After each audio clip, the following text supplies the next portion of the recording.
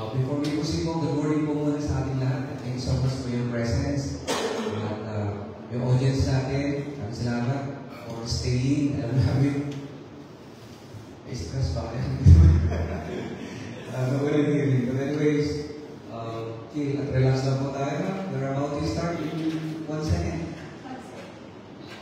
So, kompleto na po tayo. Okay. Siguro yung mga stop po natin, siguro kaya baka nila just in case yung mga gusto ng mga members natin sa Bulihan and yung mga guests natin kami yung nalagay.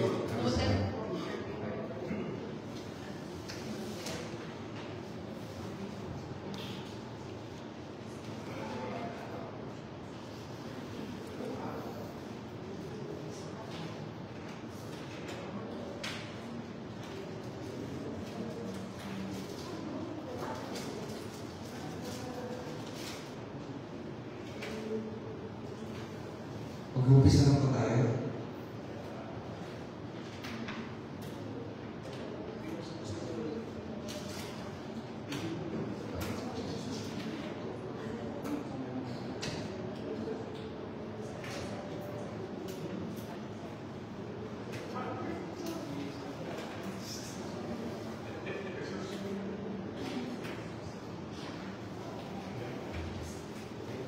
The Sangguniang Bayan Committee hearing of the Committee on Health, jointly with the Committee on Education, is now by call to order.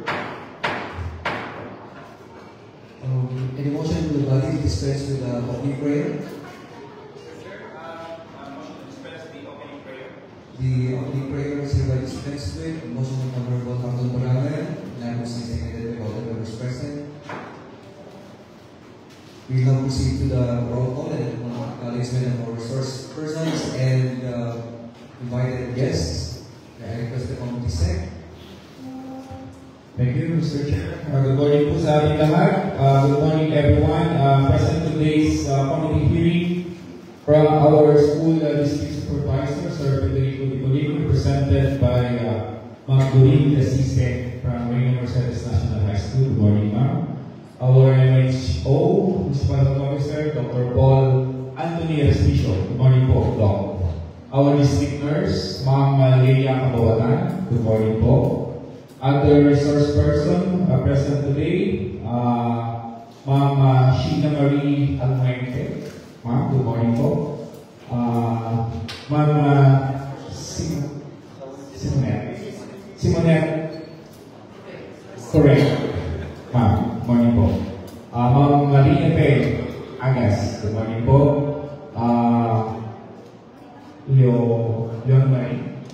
Leona Marie Kabawatan, and Sir Mario Sir, good morning sir, and Sir Eliseo Bea, good morning po, and the members of the Committee on Education, chaired by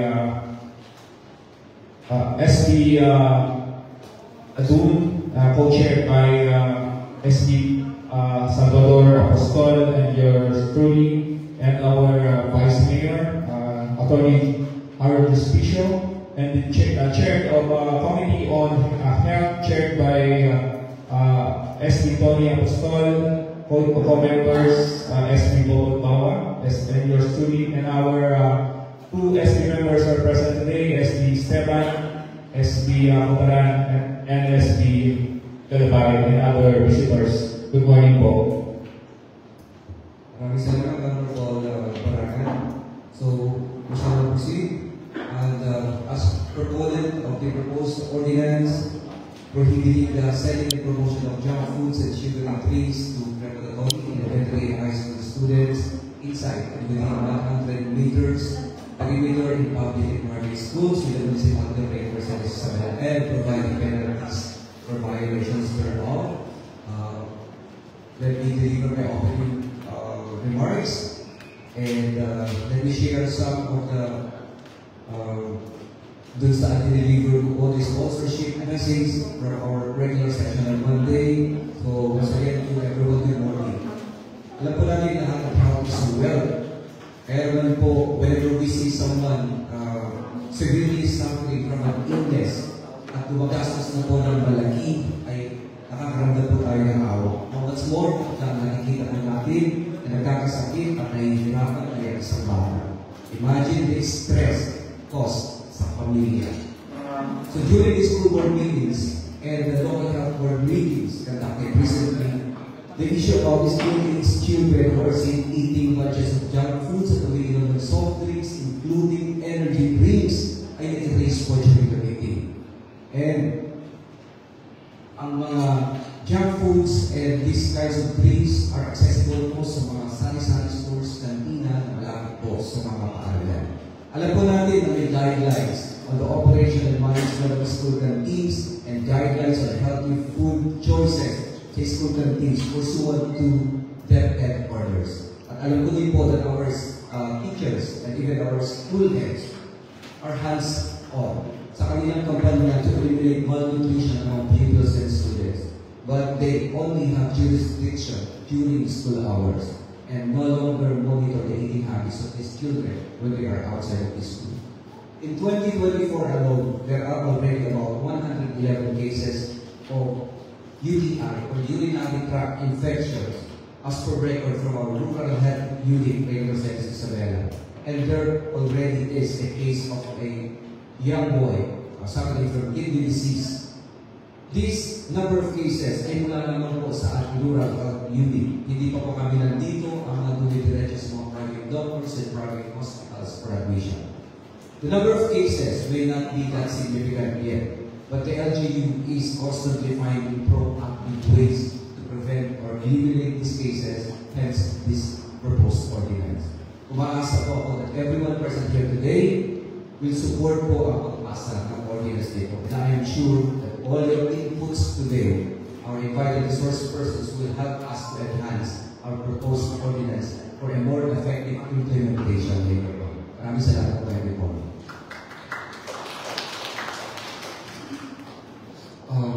With that, we would like now to move on and hear from our resource persons. And may we call on our first resource person, our municipal health officer, the person of Dr. Paul Anthony Pires Pisha. Dr. Paul, you may have the floor. Kaya pakalaman po namin sila.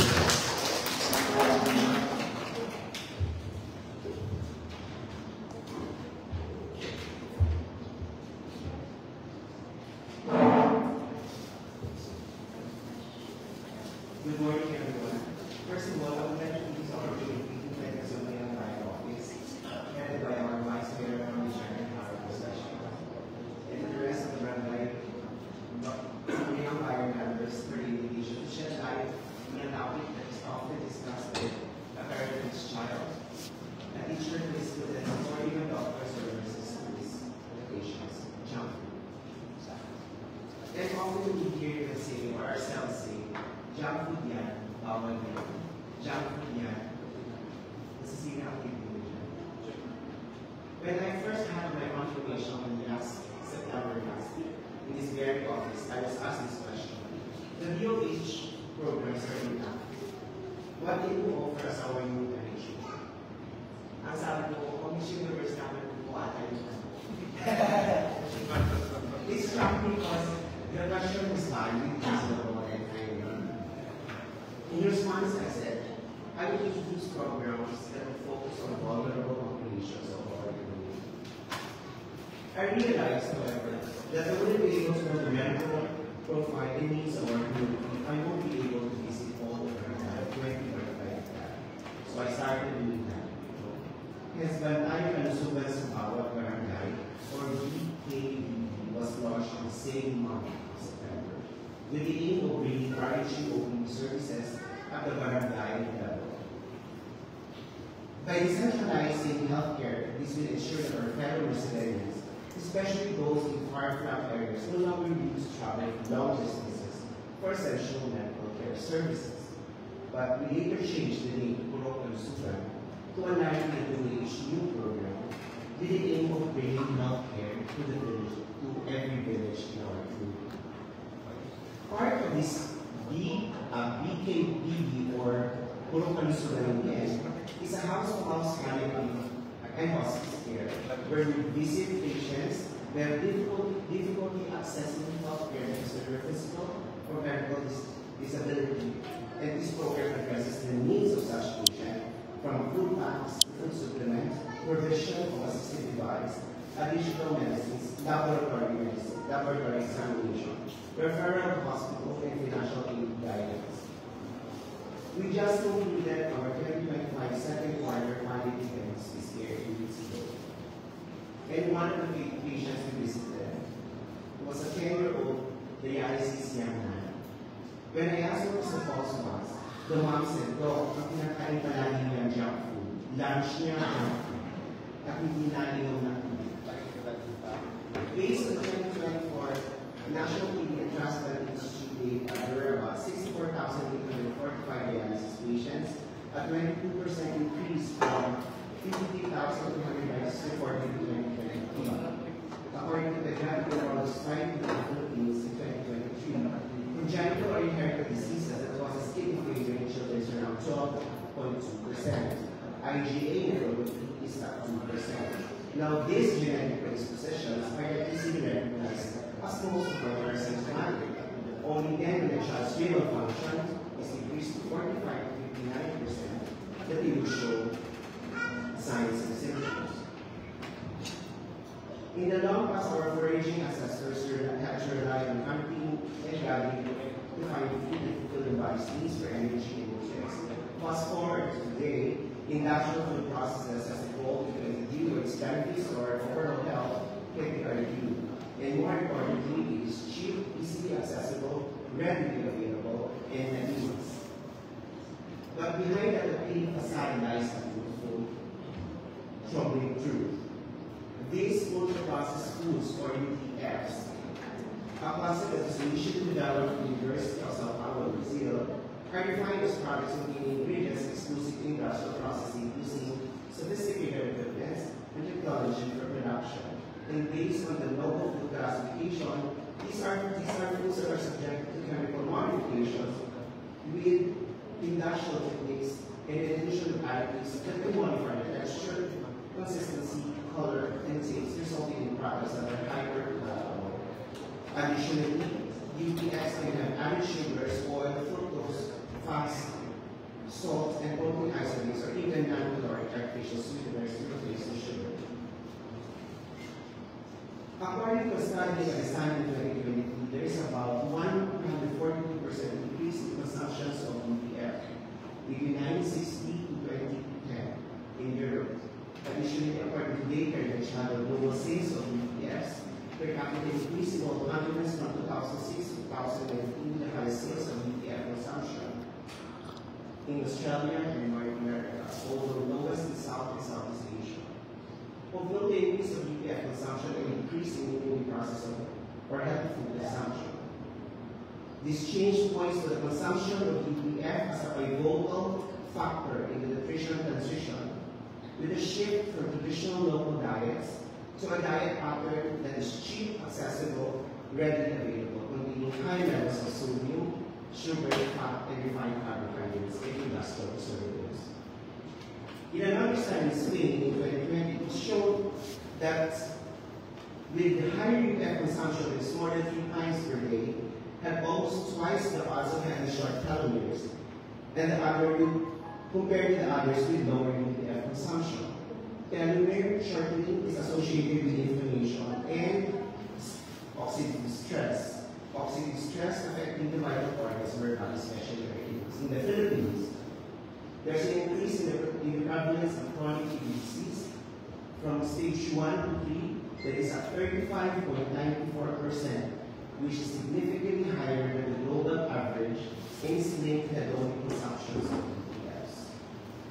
To sum it up, junk food is an ultra-processed food or UTF. They are cheap, accessible, readily available, and hyper-palatable. UTFs causes oxidative stress, causing structural, functional, and metabolic derangement in our vital organs, especially to those who are genetically predisposed children or individuals with uncontrolled comorbidities. Our 10-year-old young man from Reading Mercedes may be just one case, for now, maybe insignificant compared to the age group population. And the mandate of public health is health promotion and prevention. And this can only be achieved through concerted efforts from LGU, Department of education and Department of Health. This school should be a place where healthy habits are formed, where students are exposed to nutritious meal options. Restricting UPF-related food choices in schools is just about removing unhealthy snacks from the canteen or around school premises. It's about fostering a healthier future for our students.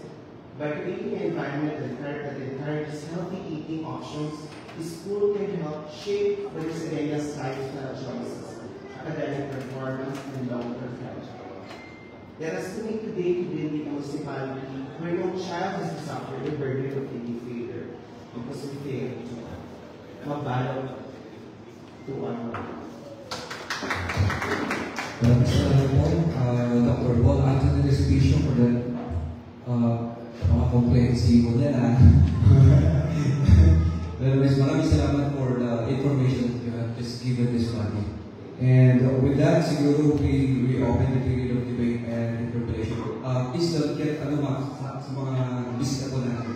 We are using the provisions of the parliamentary procedure, so when we say debate and interpretation, hindi po ibig sabihin that we will be debating on some matters. Magkaroon lang po ng mga clarifications, mga questions from the members of the committee na i-refer po sa inyo lahat. So would you like to open the period?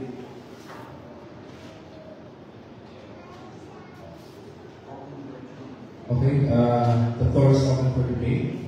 Who wants to make remarks or questions?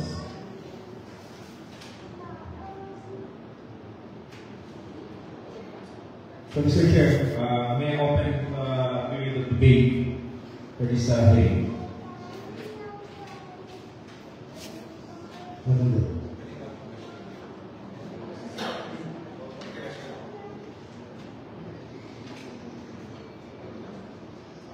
So there was a motion to open the period of debate and interpellation. The members of the committee and seconded by Honorable Rico Bawa. We now proceed to the question. First to interpellate or to ask question sa ating listahan ngayon is the Honorable Rico Bawa, member of the committee on health. Thank you very much, Dr. Chairman. Only Salvador Respicio. Salvador Apostol, sorry. And my colleagues, Honorable Baranan, Yadon, Committee, our Vice Mayor, yung tatlong Sangguniang Bayan na kasama namin. Then of course our visitors from DepEd, RHU, headed by Dr. Paul Respicio. Doon na yung Respicio. Binawin ko na. So sa inyo lahat na nagdaraman. So may mga katanungan lang po ako. May-address ko sa ating municipal health doctor. So, ano-ano pa po mga measures na ginagawa ng RHU para ma-address ang mga ganitong issue? Mr. Chair, Your Honor, to answer that question, there are several strategies that we can offer right now. One is probably hiring a nutritionist, municipal nutritionist. Number two, capacity building of daycare teachers or school teachers, and involvement of the art lab. But the most effective and practical strategy I think at the moment is actually IEC. IEC is an information, education, communication campaign. The success of a public health plan is dependent on the collaborative and concerted efforts from other stakeholders. If this body is able to pass this ordinance, this will strengthen our IEC. Because the MHO or RHO can only do so much. We can constantly do the IEC, talk to the parent and the child, but there has to be a law restricting the junk food within the school and the school premises. This will strengthen the IEC. This will give the child healthy options of diet, and eventually safeguarding the community when it comes to them. Thank you. Doc, so may isa pa po akong katanungan. Mayroon pa ba kayong sapat na budget para sa programa ito? Regarding this, since it is an IEC, which is humane strategy for RH, we have this program, social program, which is, as I mentioned earlier, we actually do every barangay. In Isabela, we are the only LGU that would do the program super. Second time, across the board, so 20 barangays. So normally, program super is would only see 3 barangays with free program na nasa priority. Now, since we're doing that, we can actually include yung sa program or budget na yung sa program super. And we've been doing that since last year. So there are 8-point agenda for program super. And we actually added more doon sa it. And it covers from nutrition, immunization, to adult health, and we could include this, specifically, with our IDs. Especially if pumunta po kami sa barangay, we will see kids, and even their parents, and it's a good venue for us to teach them what is necessary when it comes to their health. Maraming salamat. Joe? Thanks, Samson, and we recognize the Honorable Vice Mayor for his questions para po sa inyo. Hi, good morning. Good morning. How are you po? Ang gwapo niyo pala in person, sir. That was a beautiful speech, sir. Nice one. Excellent. Kapag nagtutulog po yung bata, sir, throughout the day, at hindi siya makabili ng junk food sa loob at sa paligid ng school, ano po yung recommendation ng ating sir? Okay, I think it starts with ano ba dapat ang kakainin ng bata? Ano ba dapat ang baon ng bata? So, doon pa rin papasok yung strategy namin na IPC. Hindi mo kami masasawa na kausapin ang parent. And at the same time, yung daycare teachers and the school teachers. Because kahit meron kang mga strategies kung hindi maintindihan yung bata, ano yung effect, side effect, as I mentioned earlier, yung pagkain ng junk food. And wala din. So, what I'm trying to say is that if a person doesn't understand and doesn't know the significance kung bakit hindi ginagawa yun, then he or she will care. He will just keep doing what he's doing because hindi niya alam yung significance. Now, as I mentioned earlier, if you take junk food, it is a UPF. UPF causes oxidative stress sa vital organs. If they don't understand that, sisirain yung vital organs. Then, if a kid says, ayaw mo kumain ng junk food because sisirain niya ang organs mo, then I think that's enough. And there are things still that sa mga bata pa lang sila. No? Kasi ang tingin minsan, I'm young, I'm okay, I'm healthy. Pero without us realizing, when we eat all this food, junk food, meron siyang effect in the end, or if you are genetically predisposed to early destruction of a particular organ, then makukuha mo siya just like a 10-year-old from food. Thank you so much, no? Masarap pakinggan ng sagot mo, sir. Nakakalambot sa puso. Masarap na ito ang bukas sa puso. Napaganda po nun, I think yung programa na ito is parang nagtanggal tayo ng evil choice ng batay. Nagkaroon kasi ng maraming choices na yung mga bata, pero yung choice na ibigay sila is sa kanila is evil. So babalik tayo sa basic, magbahabang na lang tayo ng naturally prepared. So, pwede pa yun, di ba, boss? Your Honor, yes. And can I add, nung bata po kami, ni Mami Pinidali, tinagyawa po, ganun na nasa sabi mo. And from then on, next, na-practice ko siya even towards the residency, yung fellowship. So, even when I was practice ako sa doctor, I have 2 pieces of reserve the time. So I don't need to or ask someone to buy junk food. Just to fill up my stomach with food. So yung gusto natin yung skills yung healthy choices ng food. If we're able to do that, these medical issues that chronic disease somehow help us or Russia and we can address it. I know it's a long process to do, but with the help of these restrictions, the schools, then let's get the time forward. I think you're doing a very good job, sir. That's excellent. May narinig lang ako sa may Japanese international school sa Manila. Ang ginagawa nila is yung mga estudyante nila nagbabaon. Ang required na kapag nagbaon sila, dapat natural at prepared sa bahay, walang junk food. So if they can do it, malulusog yung mga bata may disiplina, we can do it also sa bahay natin. And it's an excellent policy, I think. Congratulations, sir. Congratulations, Mr. Pastor. Thank you so much, Honorable Vice Mayor. Thank you so much, Doc. I must commend Doc Paul Respicia talaga. Sobrang hands-on with the lineup of all the activities na ginagawa po ng RHU and for keeping me posted always sa mga ganap po sa RHU. Maraming salamat. And so, please do keep up. Are there any more questions coming from the members of the Committee on Health? Would like to recognize the Honorable Edwin Estero.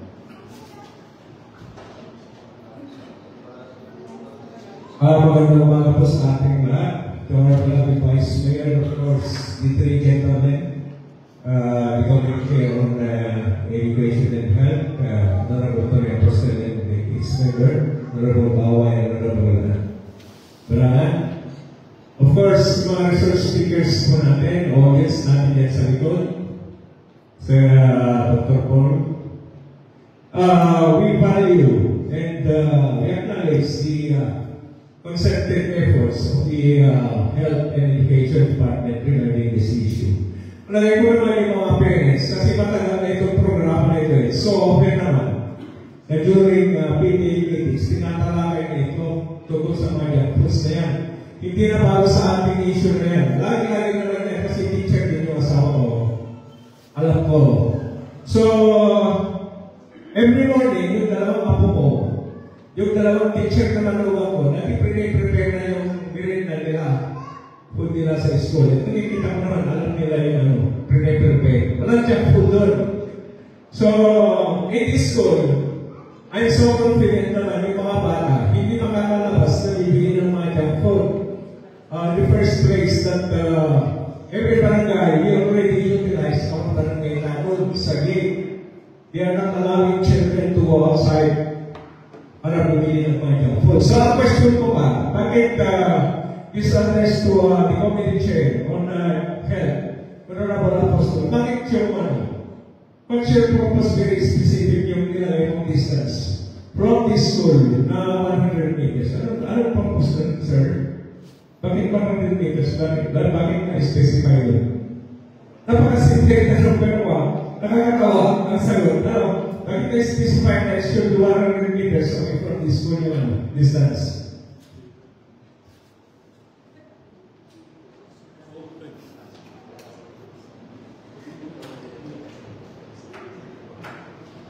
Maraming salamat po, Honorable Stephen.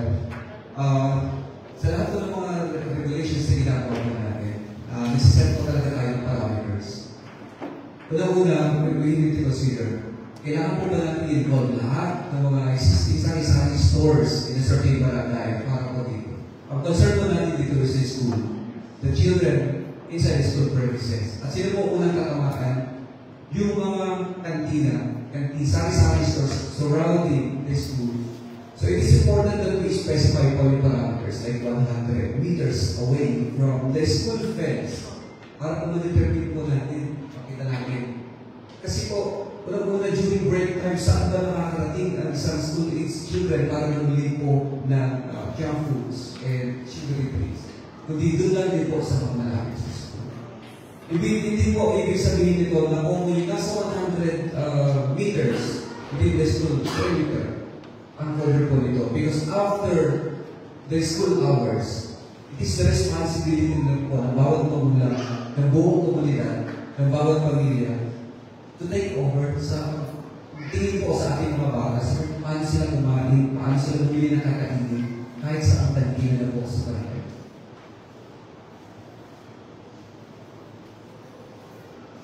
Hence the need to specify specific perimeters.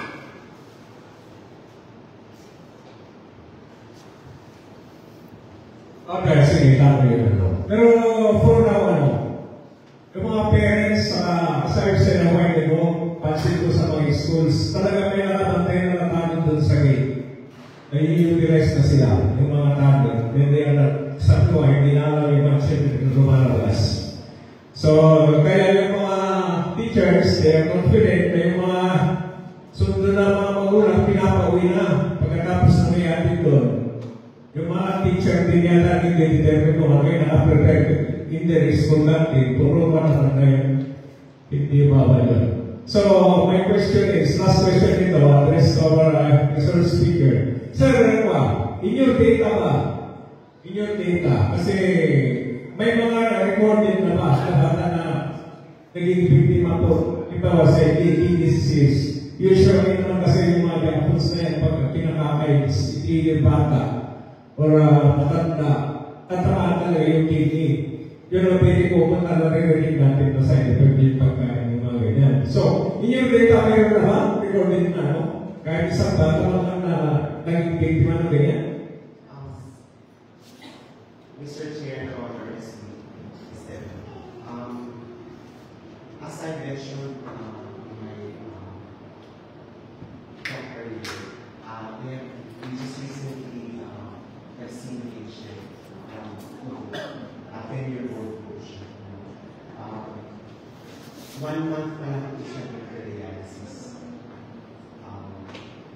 Nung tinignan ko yung diagnosis, pag mga batang ganyan, usually kapag mga revelation, yung cause ng dialysis is probably because of genetic predisposition. But then, kung palagi siyang kumakain ng junk food as mentioned by your mom, even lunch na junk food, next has to exaggerate yung oxidative stress, yung pagkasita. Thereby, kung lang siya, mas hindi currently this patient, sabi mo, peritoneal dialysis, this is every 4 hours, exchange fluid just to clean the system. Doon pa lang makikita ko, if you've seen the patient, the garlic, sobrang hectic the patient, it's because yung kidneys niya ay sila. So, even if one case na siya, sabi ko, very significant siya ng stage population, sobrang difficult din sa parent, sobrang difficult din sa kids. And yung pangarap niya na mag-aral, hindi na yung matuto unless mag-kidney transplantation. It's very expensive. Yung treatment strategy is more expensive than preventing or health promotion. That's why the emphasis is more on health promotion and health prevention. We don't want our kids or we don't want the population or magkaroon ng marami chronic kidney failure para eventually matap tayo. So, kaya nga po nandito tayo para address issue na ito at hindi na siya dapat tayo. So, we have one case this week. And this is the case na nakikita namin during palliative hospice care. Nagpapikot namin. I don't know kung meron pa. UTIs are mentioned by SB Tony Apostol, 111. Those are young kids until 18. And we don't even know kung ilang beses na sila. UTI, magpaulit-ulit niya, causes damage to structural integrity of the kidneys and even to sa subsidiary structures. Eventually, causing damage to the kidney. So, by preventing this kids to eat junk food, by doing the restrictions in schools and school premises, we can stop this and preventing them na magkaroon ng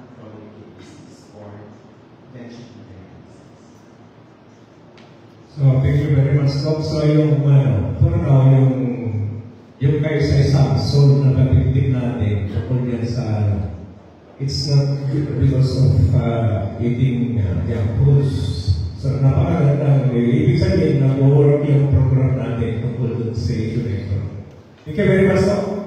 We also recognize Honorable Harry Bergalaba to ask some questions. Thank you, Pastor. Doc Paul, good morning. Good morning, Pastor.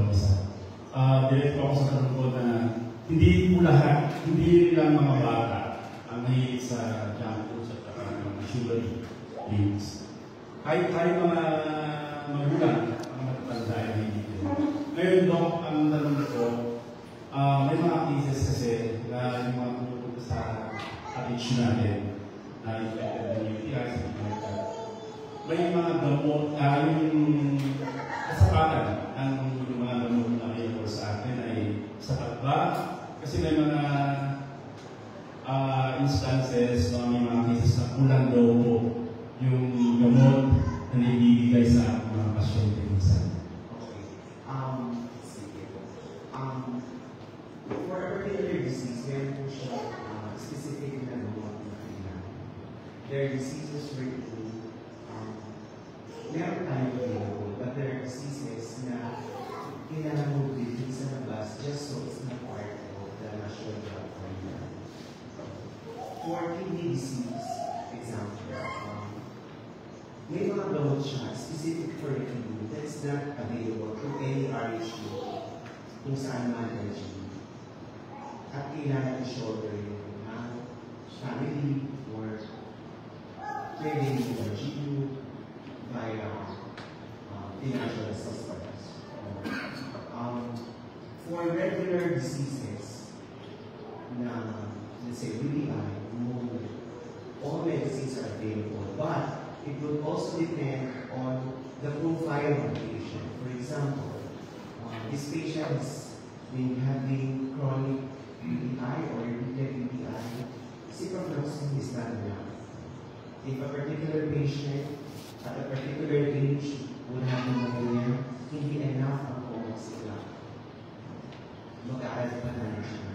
If this particular patient has resistance to particular medicine, ibig sabihin iba yung gamot, and that particular gamot cannot be found sa RHU unless specific namin order based on national drug program. But if we're going to order that for a single person now, sayang yung gamot because you cannot order a medicine na pang 2 weeks na. So the question therefore is, if I only cater for a single person for a specific medicine at a very specific price, then I will use the budget for other or more common diseases. Now, ang pwede natin gawin dyan is that pwede tayo mag-ask ng assistance in the episode.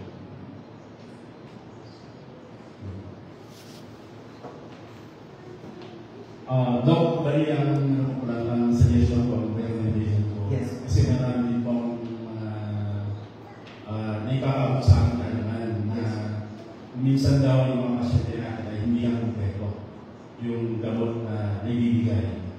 Tapos minsan din daw, may mga pasyente na nakakakuha ng kompletong gamot na kailangan nila sa kanilang kailangan nila para sa kanilang sakit. So, ang recommendation ko daw, ang suggestion ko ay dapat maging parehas na pagtrato sa mga pasyente para lalo nilang maramdaman yung pagmamalasakit natin sa kanila na hindi porke ganito, ganyan, yun lang ko. Sana maging marehas at pantay-pantay po yung aming commitment sa mga kababayan. Yes. And I believe, alam ko na nga, ganun din yung ginagawa niyo po. Yes. Can I also add? So, there are instances where may mga gamot po na pagdating. Sometimes merong gamot na, kunwari for this particular, dumating na yung patient, to all of the check-up, I have to argue the medicines. But if kung i-explain ko yun na paiulihan niya, let's say for example, he needs this particular number of medicine for 2 weeks or 1 month, and then with the current number of medicines available at that moment, he need enough to cater for the rest of the people who have the same issue. Then we can always touch on the number and would ask them to go back after 2 weeks. And that was indeed what we are doing even though last year or even though previous years. But then we also have to consider sometimes there are factors. For example, family living. So I think what's important there is pabalik pa rin tayo dito sa IPC. Inform mo ito, syempre educate siya. And it's very important to let him know that if he needs to go back for the medicine, then he needs to go back for the medicine. May times though, na let's say Carabangero, 2 weeks, babalik mo ba siya? Ang ginagawa po natin is that meron po kami nurse in charge or midwife in charge. Meron kami listahan doon kung sino yung may kulat na nilagay. And pag nag-fill sila, they will give it house to house. Tutulong ang PHWB and SM Times na magbigay ng doon sa patient. Sige.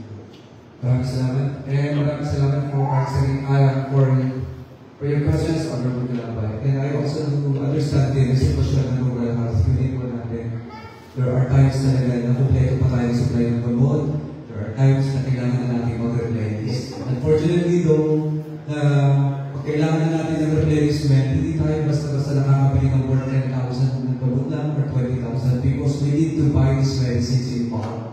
At kailangan po rin po siya dumaan sa Basic Works Committee or BD para mabili mo natin siya na maayos. Anyways, are there any more questions coming from the members of this assembly? Yes.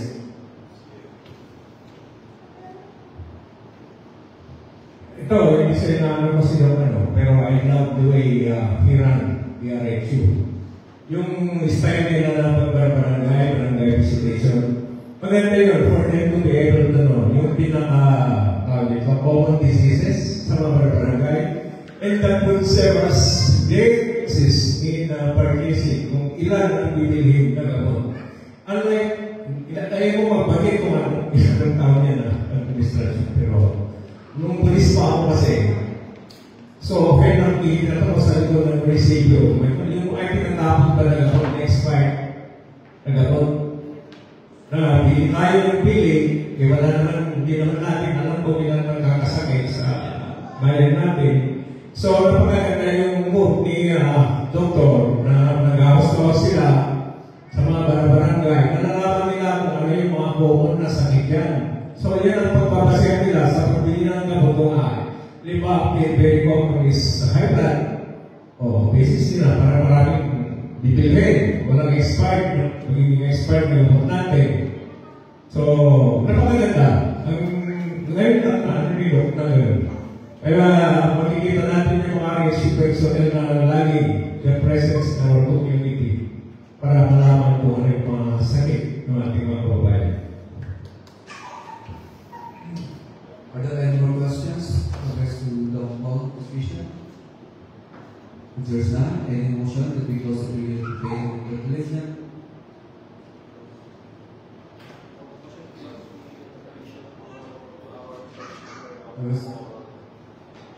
There's a motion to close the debate interpolation for Doc, to be seconded. The motion is carried. Maraming salamat po for speech para sa mga very informative and responsive. Thank you so much. We shall now move on to our next resource person coming from the Vancouver Service District, our district nurse. We may now have the floor, Nurse Leila Mawatan.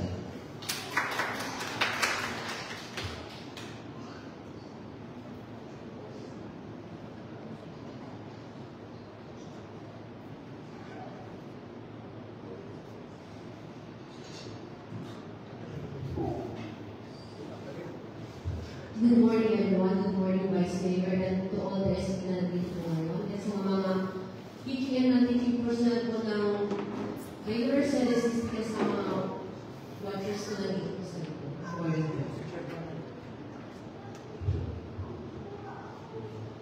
Sa DepEd po, we have DepEd Order number 13, series of 2017, which is the policy and guidelines on healthy foods and beverages choices in school and related offices. Dito po, ang focus po natin yung magkakaroon po ng healthy eating habits ang ating mga school children and school personnel. Dito po sa DepEd memo na ito, meron po tayong food categorization na pinapalo po namin sa school. Ito po yung, we have the green category, yellow category, and red category po. Dito po sa green category, more organic po tayo.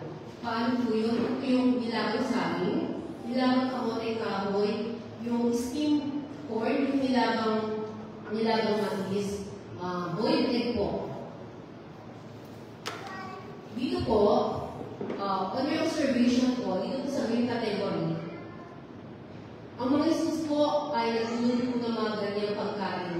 Yung nga lang po, karamihan po sa mga bata, ayaw po nila ng mga nilagang kamote, saging. So, another categorization po is the yellow category. Ito po yung yellow category po, ito po yung may halo po ditong mantika, kaya nga po yung imbes na nilagang kamote po, nilagang saging, ang nangyayari po, ginagawa po nilang banana yung kamote po. Ito pong pagkain po na ganito, mas gusto po ng mga bata yung yellow category. Ang halimbawa po ng yellow category, ito yung pansit, sopas.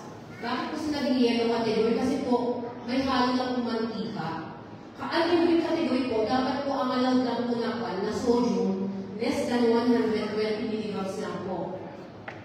And then ang kanyang sugar po dapat po 10 grams lang, less than 10 grams po. Pagdating po sa yellow category, ang sodium po, 120 to 200 mg lang po dapat. Tapos ang kanyang sugar po, 10 to 20 grams lang po dapat. Ito po sa yellow category, sir, ang halimbawa po nito sa salt. Imagine po ninyo ang 1 teaspoon. I-divide po siya ng 120 portion, 1/20 po. Ganun lang po dapat kalit ang sodium ng green category po. And then ito po, we have also the red category. Ito po yung for DepEd, sa big no to junk foods, no to chichiria, and then even po yung mga gaya po ng steam, mga flavored drinks po, ito po talaga. Ang DepEd po, we always monitor school canteen. Palagi po yan. Lahat po ng schools ng DepEd, sa red Mercedes, school-based po siya. Pag sinabi po ni school-based, yung school po ang nagmamanage, and then, hindi po pwede mag-manage ang mga teachers dahil po, tinanggal na po sa kanila ang trabaho na sila po mag-aasikaso sa kantin. Napunta na po sana ng teaching personnel po yun. Sa pagpumonitor po sa school canteen ng Red Mercedes, we follow, talagang sinasabi ko po na stricto din po ako sa pag-monitor, no junk foods, no soft drinks po. Ang problema po minsan, may mga parents po na binabantayan nila yung mga anak nilang kinder grade 1. Pag-recess po, naulit po, may binti po silang pagkain mula sa labas na nakita ko po one time, so binisita ko yung mother. Sabi ko po, ma'am, bawal po yan. Sabi ko po sa kanya, nakasita po sa kalisugan ng anak niyo po yan. Ay, ganun ba, ma'am, bawal po, hindi pa siya lang, hindi po wala, sabi ko na, sir. So, yun po, mula noon, nung nakikita ko na yung mother, hindi ko naman na po siya nakikita na bumibili. Hindi ko lang po alam, sir, outside the school, yun po yun. Sa DepEd po, hindi po kami nagpupunan ng Ma'am Simonet, yung high school nurse ng si Ma'am Sheena. Hindi po kami nagpupunan ng about health education, sir. Kasi po sa DepEd, ang primary purpose po namin is to promote health po. More on health education po ang trabaho namin. Ang problema na lang po talaga, minsan po, outside the school canteen, nandiyan na po yung mga iba't ibang tindahan po dyan. Parang, sa central na lang po, sir, sa central, may dalawang tindahan po doon kasi na-observe ko. Ganun kadami po yung tinitinda nilang mga toys. And then, tinitignan ko bakit may junk food. So, kinausap ko sila, sabi ko po, dito po sa school canteen na may number 7, dito kami. Pagdating po sa labas, nakatiwang-wang po dun, sir, talagang makikita mo talaga. Malayo pa pala makikita mo ang dami-dami lang kami mga chichirya. Kaya sabi ko, pinag-usapan ko po sila na baka naman pwede, bawal ko sila magpunta ng gano'n. Yes naman po ang sabi ko sa akin, kaso nga lang, sir, until now, kahit kanina umaga, when I pass by, walang kita pa rin po ako chichirya. Kaya, we need your help po para mapaganda po ang kalusugan po ng mga school. Para natin sa Mandela. Because sa Mandela, it's actually one reason why kailangan po natin magpasa ng ordinance. Kasi, very accessible pa rin po yung mga ganitong uli na pagkain sa mga bata. While there are definite memos, and you are also doing your job as nurse pagdating sa pagkanda ng ITC, yung mga nakakalusot pa rin. Siguro dito na natin kailangan kung gano'n na ng ibig yung ating policy. So if this ordinance will be passed as soon as possible time, maybe after our community hearing, later on I will be proposing that the public hearing be conducted immediately para may pasan na rin po sa Kuliang Bayan. Anyway, thank you so much for your message, Ma'am Leia. If there's any question coming from the group po, that we can ask Nurse Leia. At wala, obisahan ko na rin ito siguro. Ma'am Leia, ang primary concern po natin dito is to eradicate malnutrition, na siguro po natin that these school-age children are healthy, eating healthy foods. Balikan lang po natin yung operation and management in school canteens. School-based po yung operation. Talagin ko lang po, pag sinabi po natin school-based, are there any existing cooperatives within the school na nag-manage po ito? Or nag-hire po tayo private para mag-operate po sa loob ng school? Sir, so far wala. School manage po lang. School manage. So, yung school manage po, ito po ba ay binubuo ng isang asosasyon ng mga teachers? Like, cooperative, wala? No, sir. Wala po. Okay. Pagdating po sa para masiguro po natin na healthy lahat, yung ating po mga food servers at mga cook natin, siguro din po natin na capable sila, healthy enough to prepare food para sa mga. Yes, sir. Actually po, ang mga country pa-staff po natin sa bawat school, I asked them na magkaroon po sila ng sanitary permit. Bago po magkaroon ng sanitary permit, sinasabihan po sila na pumunta po sila sa RSU kay Doc Paul. Ako si Doc Paul po, siya po masasabi kung ano yung gagawin na best para sa mga country staff po. So far, sir, there are 7 sanitary permit na po na nakita ko po. Hindi ba po ongoing pa po yung medical examination ng mga country staff po nila? I have given yung mga sanitary permit ng ibang school na dito po. Sales copy nga lang po ito. Updated din po yung kanila, yung mga sanitary permit hanggang December 2025 po ang expiration. That's good, Thursday. So if there are 7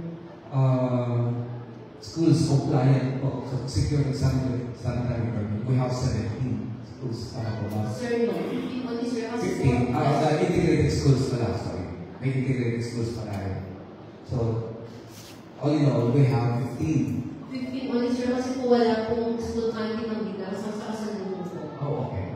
So, we encourage the remaining schools to also secure sanitary permits para sa virus. Any other questions po kami from the group?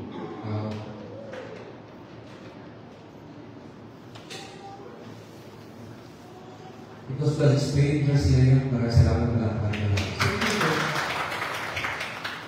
We shall now proceed to our next first person to represent the principal in charge of the Reyna Mercedes District, Mr. Federico Dicolin Jr. We have Mom Doreen, l'assistant the school head of Ray Mercedes National High School.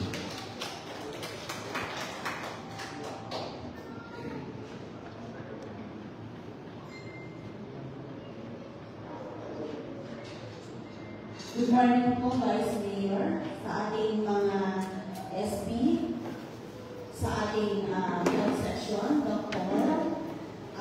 Fellow school heads and district nurse, to the RFP staff, and to our audience at the back.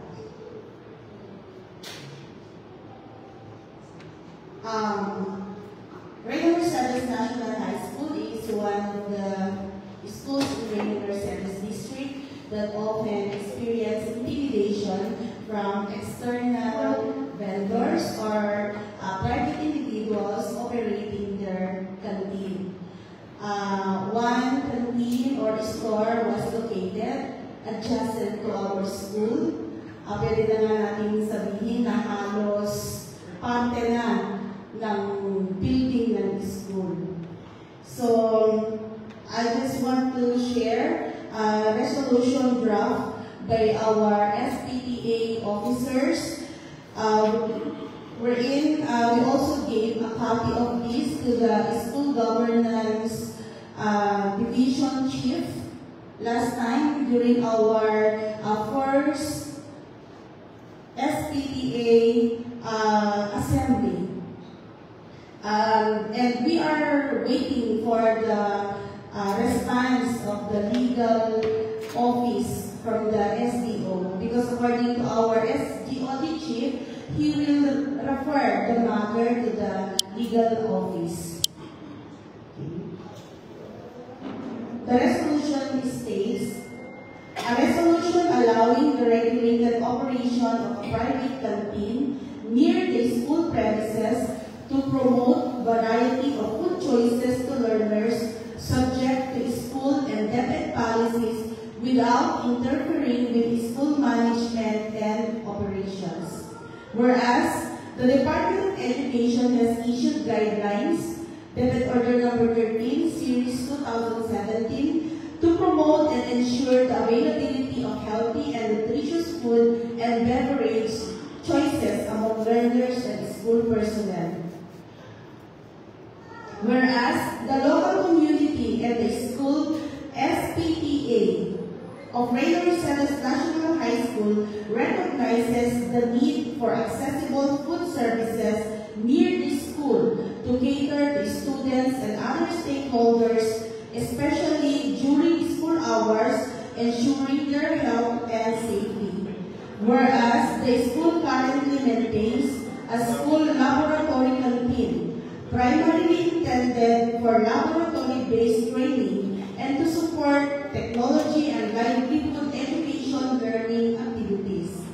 Whereas, the existing private canteen, operated and managed by a private individual and situated adjacent to the school, can serve the needs of the students to complement the food served in the existing school laboratory canteen, provided that it complies with health and nutrition standards set by the DepEd and respects the autonomy and authority of the school in its operations. Whereas, there is a need to regulate operations of such private enterprises to ensure alignment with public policies and to avoid undue influence or intimidation of school management and operations. Whereas, to maintain campus security and prevent unnecessary incidents, the school gate shall be closed during the school hours from 7:30 to 11:30 in the morning and from 1 p.m. to 4:30 in the afternoon. And no learner shall be allowed to leave the school premises to purchase food from external vendors. Whereas, the private canteen operator shall not interfere with the school regulations, nor they dictate or intimidate the school regarding any aspect of its management and operations. Whereas, although the operation of a private canteen canteen is not encouraged. Its existence may be allowed only upon strict compliance with school rules and DepEd policies, including but not limited to 1. Proper coordination with school head and SPTA officers. 2. Submission of valid health and sanitary permits. 3. Selling only healthy and affordable food items in accordance with DepEd Order Number 13 Series of 2017. 4. Observance of fair pricing, sanitation, and safety. 5. Recognize the school authority in employing safety protocols and discipline among learners, such as closing of school gate during class hours, including recess time. 7. Operating only within designated time frames and approved areas. 8. Operates in a manner that supports and does not interfere with the operations, programs, and authority of the school. 9. Does not in any way intimidate, coerce, or unduly influence the decisions of the school administration or personnel. Whereas the private canteen operator shall strictly avoid the use of single-use plastic products, such as styrofoam, plastic cups, and straws, and must adhere to Republic Act 9003, the Ecological Solid Waste Management Act, by promoting sustainable and environment-friendly practices. Now, therefore, on motion duly seconded and unanimously approved, be it resolved as it is hereby resolved that the SPTA of Reina Mercedes National High School allows the regulated operation of a private canteen located beside the school, intended to serve learners for as long as it promotes their safety and well-being. Resolved further that the said private canteen shall operate alongside the school laboratory canteen without conflict or competition, and shall strictly follow all school rules, SPTA guidelines, and DepEd policies. Resolved finally that the private canteen be subject to regular inspections by the appropriate authorities, including school monitoring committee composed of school administrators, SPTA officers, designated faculty members, these are TLE teachers, health personnel from the district, division office, barangay council, and the municipal health office. As a school head, educating our learners, our personnel, parents, and community as a whole is not enough. For as long as the prohibited foods and drinks, those under the red category, are available in stores nearby or adjacent our school, we cannot avoid learners from buying and consuming those foods and drinks as early as 7 a.m. because they are readily available in stores near the school. Stores nearby schools even sell energy drinks and vape to learners. So even elementary grades are seen using vapes or drinking energy drinks any time of the day. Not all schools have complete fence, kaya mahirap po namin i-control na makalabas ang mga bata. Not all schools are guarded with barangay tannods. In RMNSS, we don't demand our barangay officials to assign tannods in our school since our school is not located along the highway. Though we have 2 school watchmen, one during the daytime and one duties at night. RMNSS has 1 grade 9 male student with chronic kidney disease undergoing dialysis 2 times The school is offering alternative delivery mode of instruction to the child because he easily gets tired and easily catch infection when constantly exposed to crowd. Without access to junk foods, sugary and energy drinks, learners will surely consume the variety of healthy foods available in school or in nearby stores. We experience external intimidation because the school lot is not yet titled in the name of the school. Just recently, we were even told that the school road is not part of the land donated. So indirectly, the school is intimidated and pressured to allow outside or private canteen operator. We allow them, but in coordination and with strict compliance with DepEd issuance regarding healthy food and beverages. That's all, Mr. Chair. Thank you so much. Wala pa po natin school head of academics is monitoring this. Are there any questions po na magmumula sa grupo? We started with Honorable FP Edwin Estero. Mayor said that having this product method is not mandatory. Tanong po, may you know in our district if how many schools have this already, private canteen in the district? Not po ba ng school na meron ito?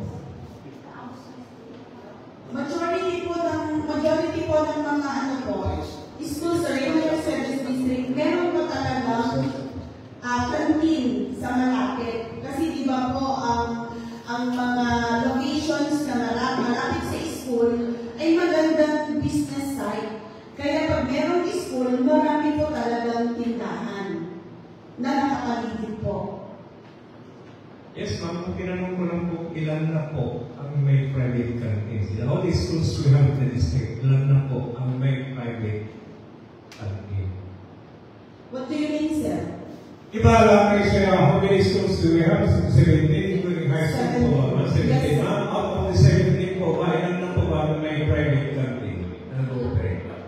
Ang tinuturo po ng private canteen, sir, ay yung mga canteen na nasa tabi po mismo ng school. Ay, hindi dun sa loob? Yes, po. Ay, sorry. Kala ko yung nasa loob. Ay, yes. Honorable Kalaway sa Picodice. Good morning po. In connection with the question of SB Estela, bakit may encourage siya na magkaroon ng private canteen sa loob? Bakit may problema ba?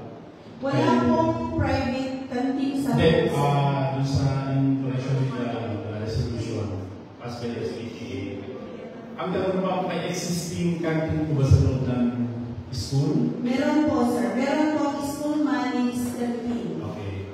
Bago po nag-come up at SPTA ng isang resolution na nag-encourage na pumasok ang pribadong pamamahala ng canteen sa loob ng unit. Hindi po, wala po sa loob ng school ang private canteen, sir. Nasa labas po ng school. Tabi po mismo ng school. Na hindi naman po namin pwedeng pagbawalan ang operation kasi nandoon naman po sila sa kanilang private lot.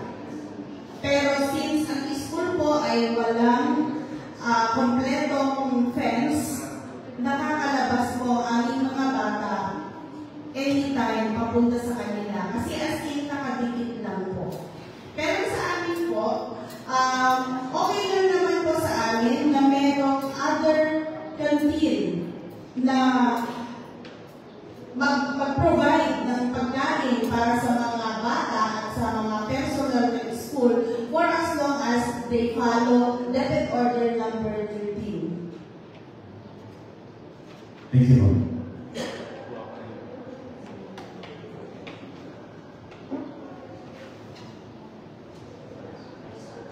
Thank you so much, ma'am, sa pag-explain ng mga madalas na problema. Huwag po kayo mag-alala dahil sa ordinansa ito, kailangan nilang sundin. Yes po. Yan din po ang hinihintay namin, Vice Mayor, yung ordinance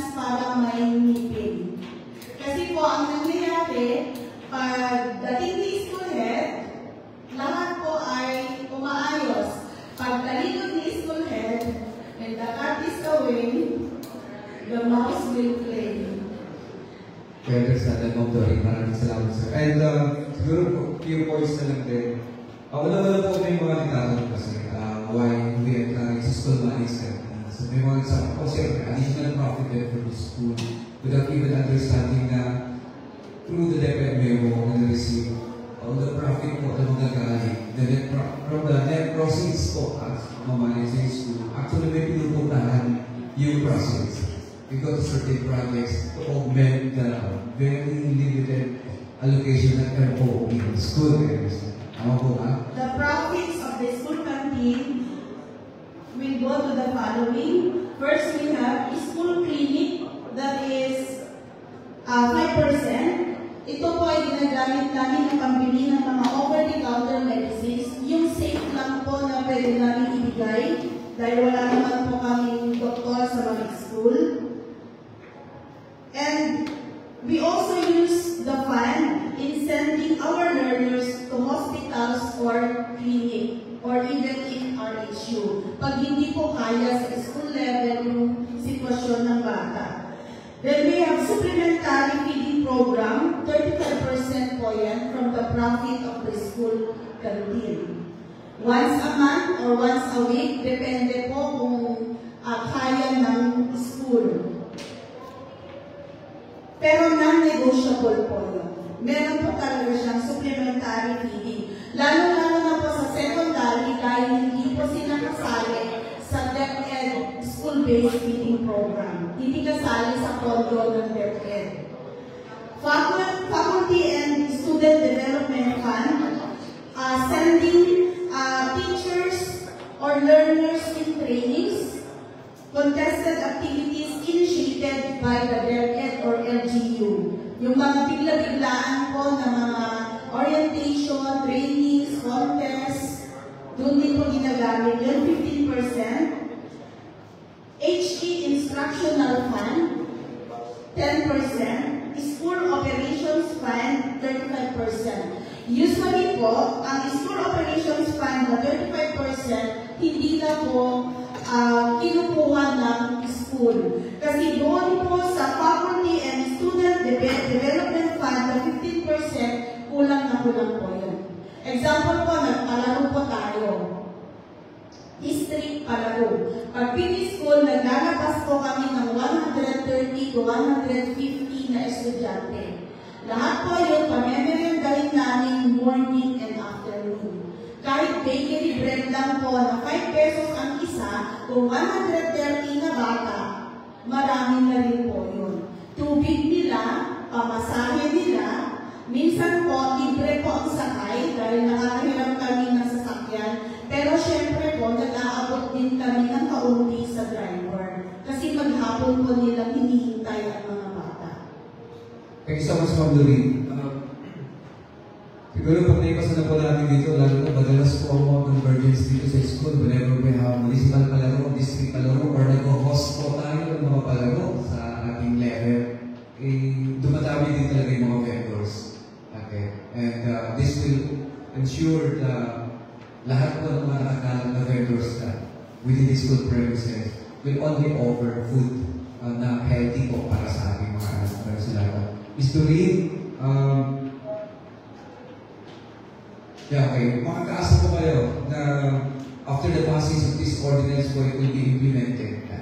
Okay? And some details of the proposed ordinance will be deliberated upon the members ng sanggunian sa ating third and final reading. We'll keep you posted. And are there any more questions muna for Ms. Doreen? Yes po.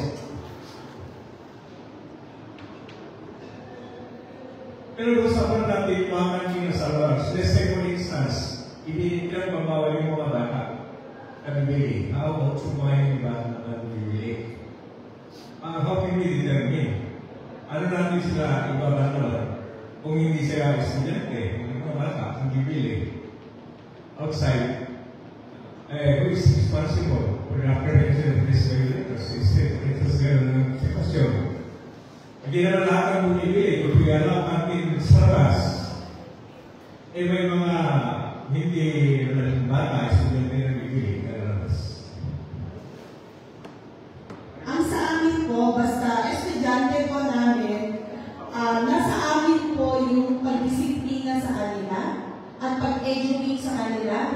regarding healthy eating and healthy food choices. And then sa mga personnel din po, ang parents namin na pumapasok sa school namin, syempre po ay nire-regulate po namin kung ano yung mga ipinapasok nilang pagkain at inumin sa school. Yes. Okay, maraming salamat, Ms. Tuli. With the passage of this ordinance po, sinisiguro po dito na yung ating pong aim o yung goal na maging healthy, iwasan po ang malnutrition ng pamilya will become a responsibility of the entire community. Hindi lang ng school, hindi lang ng punong barangay, hindi lang ng SP o ng mayor's office, kundi responsibility ng buong komunidad para mas maging maganda ang implementation. If there are any more questions, kung wala na din po, talapakan naman natin si Mondo. With all the inputs po ngayong araw, makakatulong po ito sa amin later on para mas ma-enhance po yung presentation ng aming ordinance. Any remarks po or questions coming from our visitors po na gusto nyo i-raise ngayon before we adjourn?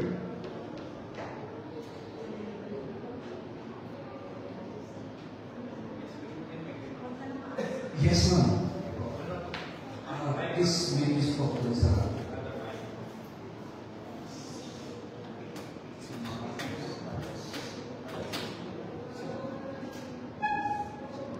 Good morning po sa lahat. Sir SB, ang tanong ko lang po, doon po ba sa ordinance na ipapasa, kasama din po ba yung mga gagamitin na, kasi ang naintindihan ko lang is the healthy food products lang yung kasama. Paano po yung mga gagamitin like nakalagay sa stylo, paggamit ng mga straw, and other materials po. And another question po, sabi kasi sa R&Bs, wala naman po problema sa mga pagkain sa loob. Kasi nga po, monitored lahat ng type ng pagkain na i-offer namin for the students and for the employees. Ang problema po talaga namin sa R&Bs, yung paglabas ng mga bata after, during lunch break, and during afternoon break, yung pauwi na sila, because we observe plenty of ambulant vendors na nakastay po along the highway. Kung minsan po, kami pa po yung nag-a-adjust.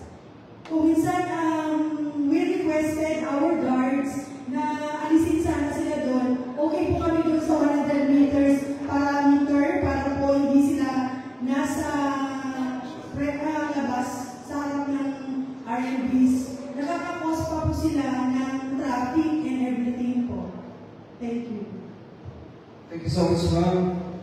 Very specific po yung ating ordinance na short title natin. Ang short title po ng ating ordinance will be the Railway Service Anti-Junk Food and Sugary Drinks Ordinance of 2025. Specific po siya na ganito po natin yung mga junk foods and yung sugary drinks. When it comes to yung mga ginagamit na po natin for packaging is good, that will be another thing po. But anyway, we already have existing national laws when it comes to single-use plastic and everything. Pili po tayo na sumunod doon. Dapat na sumunod. But, yes po? Wala. Vice? Ano ba yan? Tingnan po natin yung definition ng junk food dito. Junk food, not made of indigenous, natural, fortified food products. Also include those that are low in nutritional content, high calories, salt, and fats. Not limited to chichirya, instant noodle, street foods. Para sa opinion yung malon, kapag yung nagbebenta ng kwek-kwek, itlog po yun. Tapos parang meron siyang butter na kulay orange. Junk food ba yun o hindi? Whereas, yung nagbebenta ng fishball, processed food, junk food po yan o hindi. Baka gusto nyo sabihin, liwanagan kami kung anong mga vendor product ang junk food para sa inyo at hindi. Isama nyo na rin yung inumin.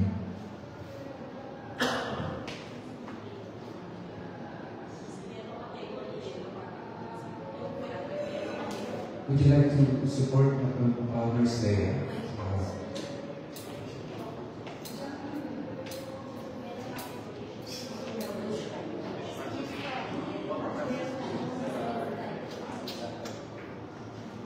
Sir, yung sinasabi mo kanina, yellow category po siya. Yes. Yes po. Kasi po ang kanyang cancer kay Soju, akala po siya 120 to 200 milligrams po siya. Pag yellow category, madam, bawal? Hindi po sir. Pag sa school po, twice a week lang po pa. Twice a sensor. Pero po sa school, sa minor cells po, sa mga elementary school, don't serve lang kayo po. Ano po ang regulation ng DepEd about sa service niya? Sa school ninyo? Twice a week po sir. Opo, paano po natin kayo na-reconcile ito sa ordinance, sir? Kasi kahit pa paano sa kanila, 25, pero twice a week. Pero about dito, paano kayo dito sa ordinance, sir? Absolutely bawal yung yellow category ng food? That's a good point, Vice.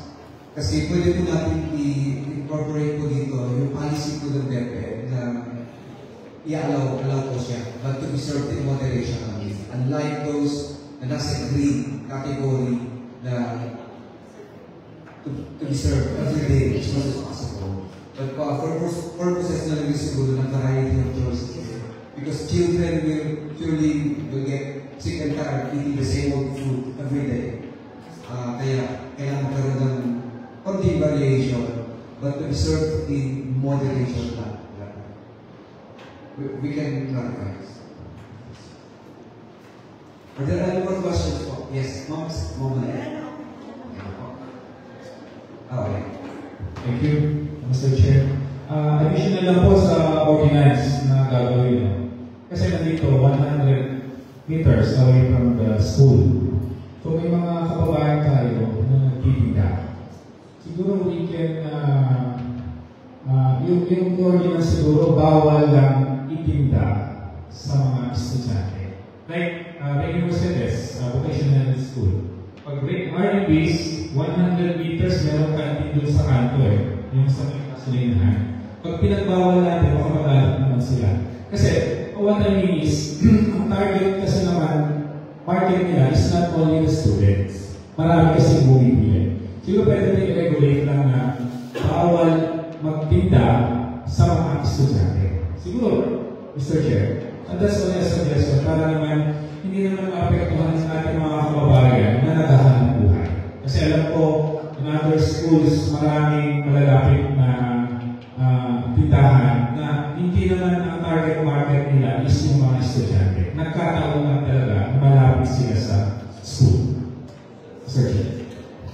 Thank you, Mr. Durham. That's exactly the point of the ordinance, to restrict yung access ng mga school children sa junk foods, children things. But yung ibang tao na gusto ng records, you're free to buy. Dito po. Sir, like to request for mga kasi o binasa. Tama ba ako sa mga binasa ng Kristo? Yes, sir. Kasi, sir, dahil ako sa binasa ko yung mga ang problema ko noon, kung paano yung mismo yung parents na yung nagdadala ng junk food, paano natin pinagbabawal sa kanila. Kasi pag pinagbawal mo, sasabihin nila, nagbawal yung lang hindi nga lahat, parang hanggang na kaya pagdalan sa atin, yun ang pag-nila. So mismo na sila ang nagsasabi na nagdadala ng mga junk food. Paano natin masusunod dun sir?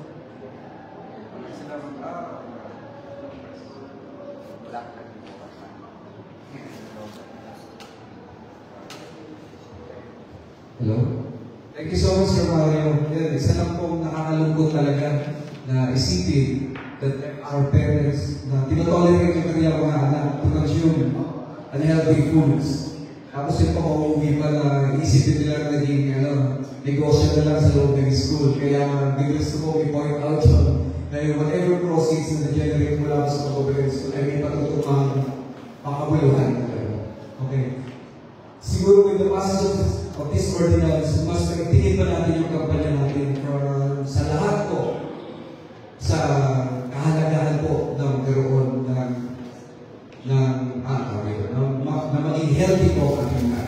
while there are some parents na nag-tolerate to the point na makakompromiso na yung health ng kanilang mga anak na second po yun. But let's work hand in hand po para unti-unti po natin maipa-realize na lahat, especially sa mga magulang, na ito ay responsibilidad natin lahat. Maraming salamat sir, magandang point po yan sir. Yung sinabi ninyo na yung mga magulang na matitigas ang ulo, ipinipilit na yung gusto nilang gawin, salamat yun sa polisiya ng school. Hindi po sa klariyan ng proposed na ordinance kasi ang sinasabi lang ng ordinance ay yung mga nagbebenta, yung bentahan ng bata. Pero paano kapag yung magulang mismo pinapakain sa bata? Diyan lumalabas kung nakaking ba, suspended yung parental authority, suspended ba yung parental authority hapon na school? Legally? Hindi po ba yung parental authority ay nasa magulang, hindi po ba? Tapos substitute parental authority yung school, mga teacher, habang nasa school yung bata or kapag gumagawa sila ng scholastic activities. Ang legal opinion ko po dyan, kapag yung bata ay nasa school, I think primacy, enjoys primacy yung authority ng school over the child.